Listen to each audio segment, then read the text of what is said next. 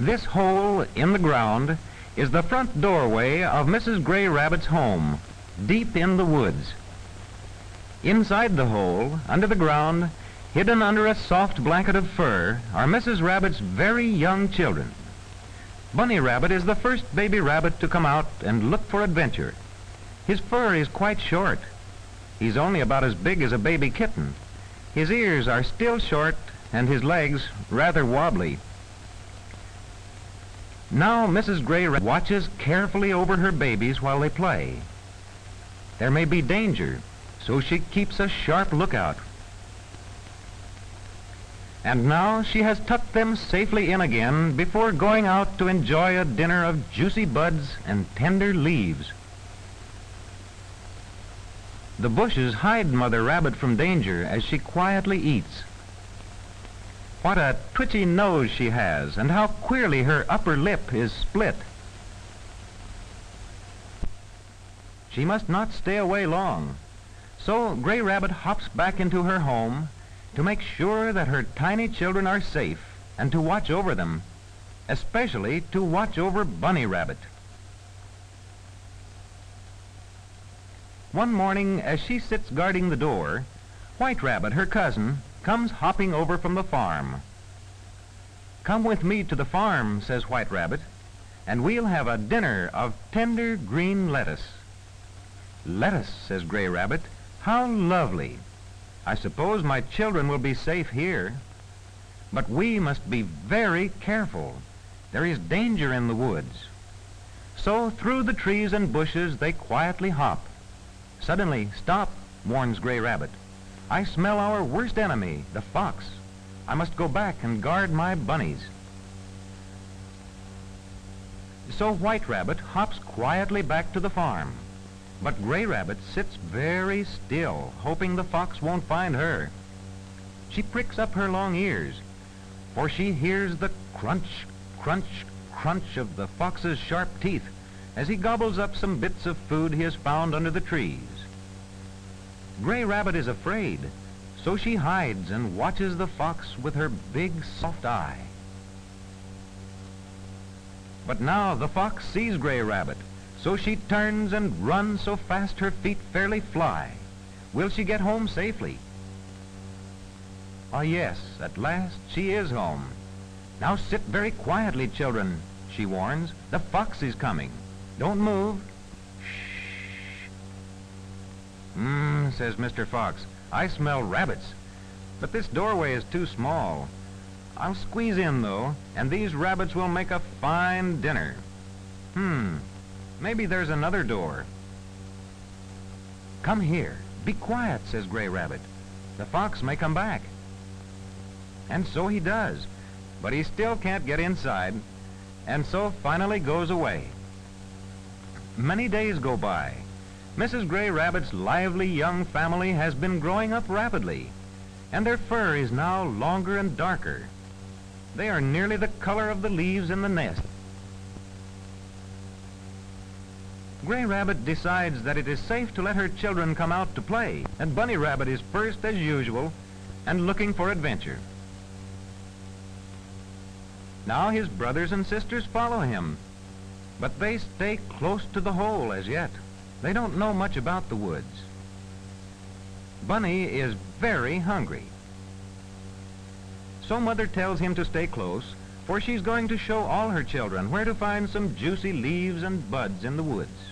Another Gray Rabbit has come with her children. Bunny hears his mother tell about the lettuce on the farm, and now buds and twigs do not satisfy him. So presently we find Bunny over by a tiny brook. Where is the farm, and where is the lettuce? Ah, there's Mr. Frog. But Mr. Frog says he doesn't know about lettuce. He likes bugs and worms best. But if Bunny still wants lettuce, he might ask the squirrel. "The squirrel's here. Try a nut. Nuts are my favorite food. I crack them with my sharp teeth." And he frisks his bushy tail. "Aren't they good?" the squirrel asks Bunny. "If you must find lettuce, though," adds the squirrel, "you might ask old Mr. Turtle, who lives at the edge of the woods."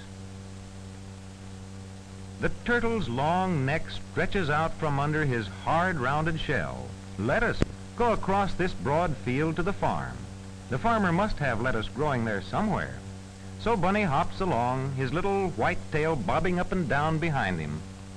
He reaches the farm at last, and there is the barn. He hurries across the barnyard and squeezes through under the door. The cows are mooing for their dinner.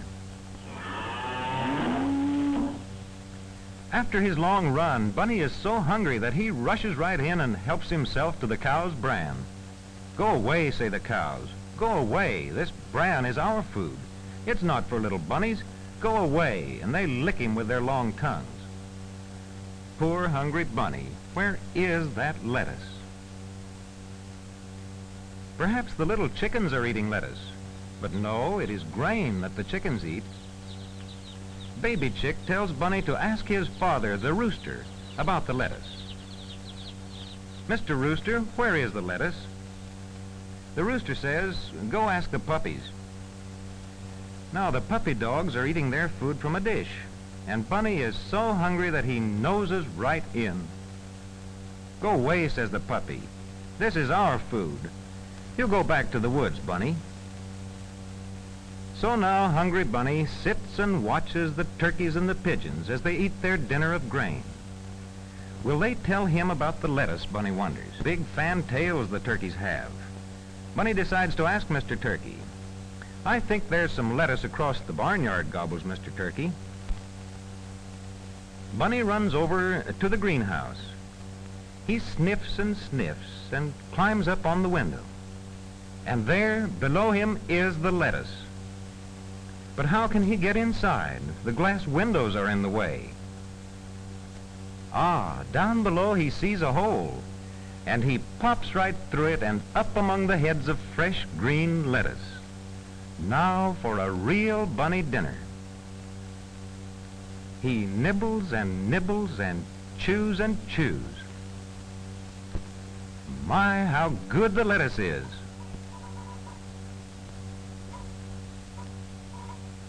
But what is that? The farmer. He is coming out of the barn to water his plants in the greenhouse. Will he find Bunny? Well, he sees something down under the glass, but Bunny is so busy eating he doesn't hear a thing. Very quietly, the farmer opens the window and grasps Bunny by the neck. You pesky little rabbit, I'll put you where you'll do no more harm, and he plumps him down into the dollhouse. Even though he is frightened, Bunny is still hungry, so he hops up on the chair and samples the doll's food. It tastes good, but now he thinks, I'd better get out. The farmer may come back. Can I get out through this window? Now Bunny wants very much to go, but he can't open the window. Ah, right through this door. This is the way. Now I wonder how to get back to the woods. I wonder if it's this way. No, it must be this way. Yes, there are the trees of the woods. How good it is to be back in the cool green woods again. And now Bunny is once more with his mother. What do you think he is telling Mother Gray Rabbit? And what do you think Mother Rabbit is telling Bunny?